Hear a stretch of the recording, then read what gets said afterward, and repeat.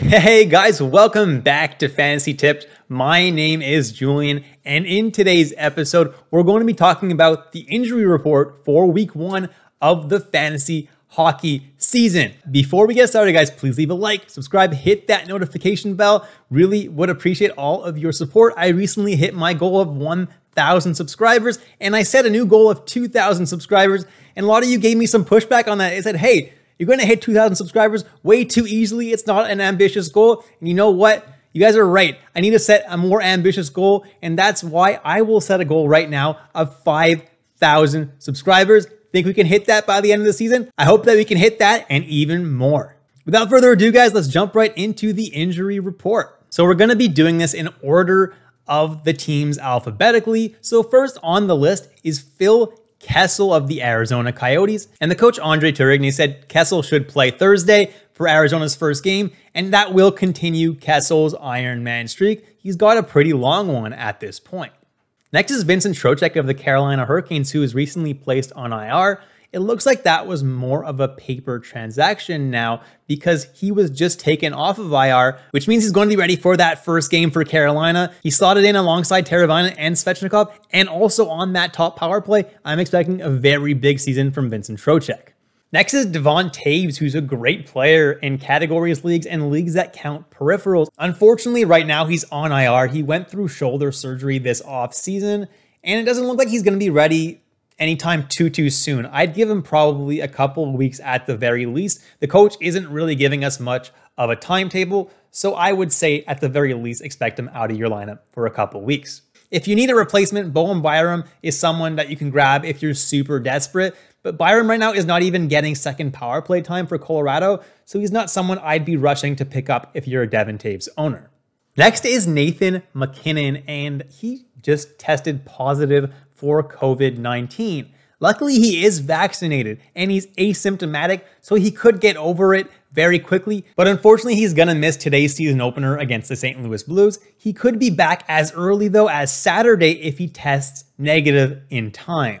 In the meantime, it looks like Nazem Kadri is going to be centering that top line and also manning that top power play. So if Kadri is available in your league and you are a Nathan MacKinnon owner, he's a very good replacement. Next is Ben Bishop of the Dallas Stars, and I'm starting to wonder if Ben Bishop's ever going to play hockey again. He missed the entire season last year, and this year he's starting the year on LTIR, which I believe means that he cannot play until at least November. Listen, if you have the IR space, hold on to Ben Bishop, but if you're having him on your bench or something, he's not someone I'm holding on to right now. Next is Jason Robertson. He's dealing with a day-to-day upper body injury, and he's going to be a game-time decision for Dallas's season opener on Thursday. The good thing, though, is that it seems to be quite minor, so even if he does end up missing Thursday's game, he probably doesn't miss Saturday or Sunday's game.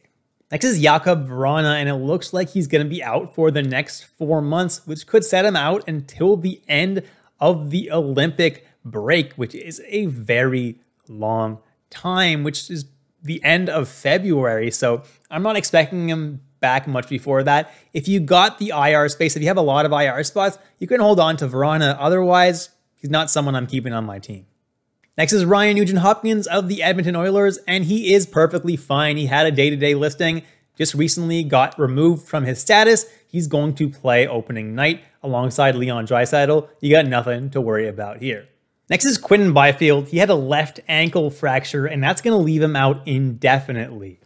Unless you're in a dynasty league, I'm not holding on to Quinton Byfield. He's going to be out for probably a very long time. And even if he does come back, he's going to be their third line center. So he's not going to have much fantasy relevance. Next is Mike Hoffman, and they deemed him 10 days away from practicing on October 9th.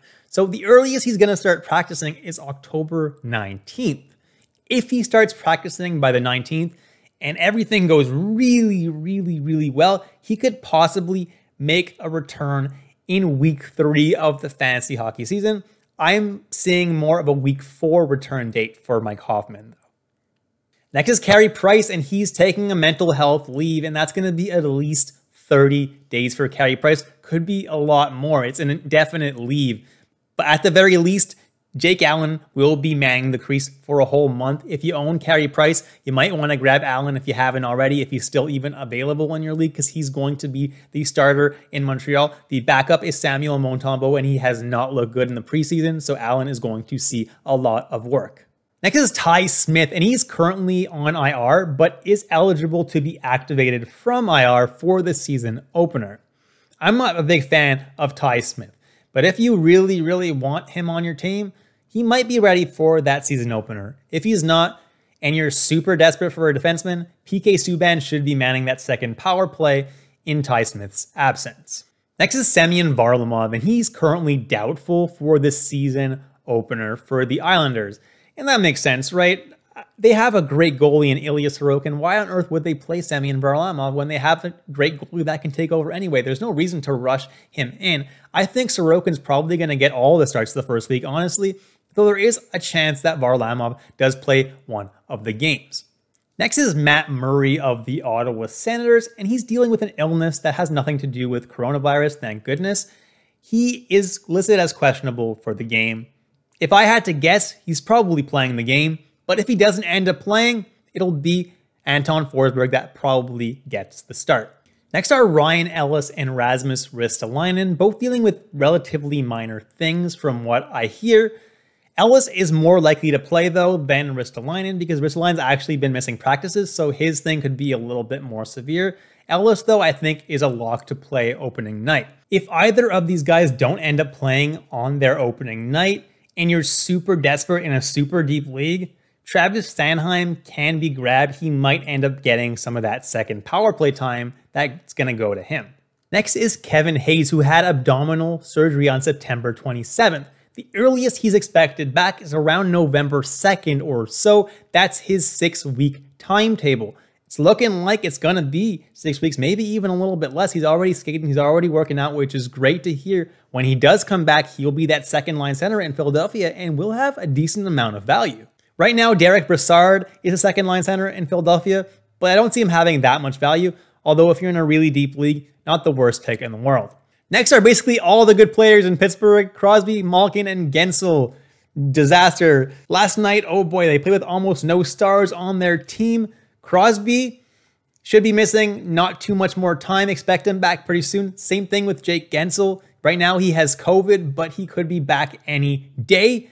Malkin, though, he won't be back for quite a few months. I'm not expecting Malkin back till December at the earliest. Next is Yanni Gourde of the Seattle Kraken, and he was supposed to be out till November, but it looks like his recovery went really, really well, and he could be back within the next week or two. I'm not sure where he's going to slot in the lineup, but he's definitely going to be top two lines because this guy is probably the best, or if not one of the best players that they have on Seattle. Next is Auston Matthews, and he had wrist surgery in the offseason, but don't worry too much. He's missing the first week. He's missing Toronto's first 3 games. But he should be back for week 2 of the fantasy hockey season. So you're probably going to be taking an L week 1 if you drafted Matthews like I did in one of my leagues.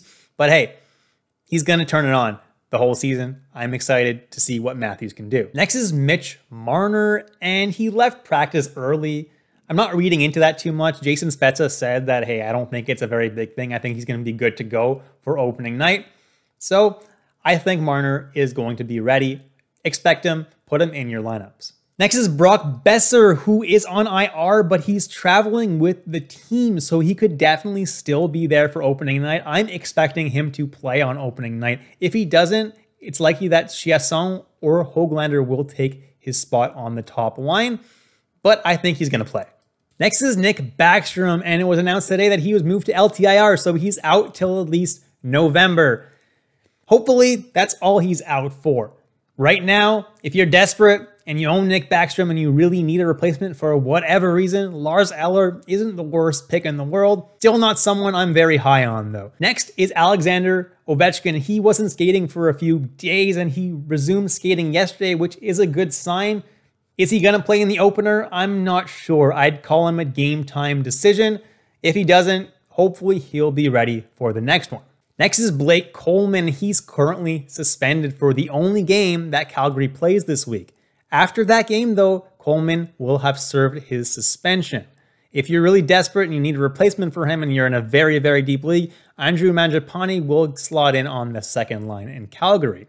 Next is Mark Scheifele. He'll also miss the first game of the season for Winnipeg, which is happening tonight. Paul Stastny is slotting in on that top line like I predicted. So if you want to pick up Paul Stastny, makes for a pretty good streamer for the night. After tonight, though, Mark Scheifele will play for their other game this week. Next is Evander Kane, and I'm putting him in the suspensions because, hey, Evander Kane is basically being suspended by his own team right now. They're not playing him, and I have no idea when that's going to end, probably when he gets traded. So if you have Evander Kane, if you can put him on an IR plus spot, I guess do that, but I'm not high on Evander Kane this season because I don't know how long he's going to be out for. William Eklund, though, is someone who's pretty much taking his spot in San Jose, is playing top power play with Hurdle and playing on a line with Hurdle. He's a rookie, got drafted just this year, so I'm not expecting huge things from him, but who knows, maybe he will have a pretty big season. And that's it, guys. Thank you so much for watching all the way through. Please leave a like, subscribe, hit that notification bell. Hope you guys enjoyed the content, and I'll catch you in the next episode of Fantasy Tipped.